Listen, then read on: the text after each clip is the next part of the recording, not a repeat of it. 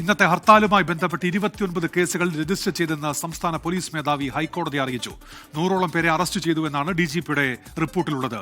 വിഷ്ണു സുരേഷ് കൊച്ചിയിൽ നിന്ന് ചേരുന്നു വിശദാംശങ്ങളുമായി. വിഷ്ണു, എന്തൊക്കെ കാര്യങ്ങളുണ്ട് റിപ്പോർട്ടിൽ?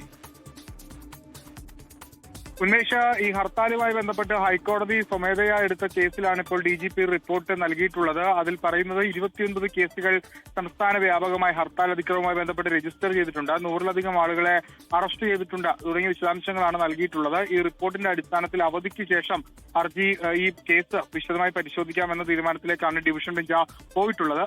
നിതിൻ രാജിന്റെ മരണവുമായി ബന്ധപ്പെട്ട് ദളിത് സംഘടനകളും ആക്ഷൻ കൗൺസിലുമാണ് ഇത്തരത്തിൽ സംസ്ഥാന വ്യാപകമായി ഹർത്താൽ സംഘടിപ്പിച്ചത്. ഹർത്താലിൽ സംസ്ഥാന വ്യാപകമായി ചില അനിഷ്ട സംഭവങ്ങൾ ഉണ്ടായിരുന്നു. ഇതിന് പിന്നാലെയാണ് അവധിക്കാല ഡിവിഷൻ ബെഞ്ച് ഇതിൽ സ്വമേധയാ കേസെടുത്ത് DGPയോട് റിപ്പോർട്ട് തേടിയത്. ഉന്മേഷം, വിഷ്ണു സുരേഷാണ് കൊച്ചിയിൽ നിന്ന് വാർത്തയുടെ വിശദാംശങ്ങൾ നൽകിയത്. ഒരു പാമ്പുകടി വാർത്ത കൂടി ഇപ്പോൾ വരുന്നുണ്ട്. തിരുവനന്തപുരം അഞ്ചുതെങ്കിലാണ് യുവതിക്ക് പാമ്പുകടിയേറ്റത്. അഞ്ചുതെങ്ങ് സ്വദേശി റോജി 43 വയസ്സാണ്. കാലിൽ കടിയേറ്റ യുവതിയെ ഇപ്പോൾ താലൂക്ക് ആശുപത്രിയിലേക്ക് മാറ്റി എന്നാണ് തിരുവനന്തപുരം ബ്യൂറോ അറിയിക്കുന്നത്.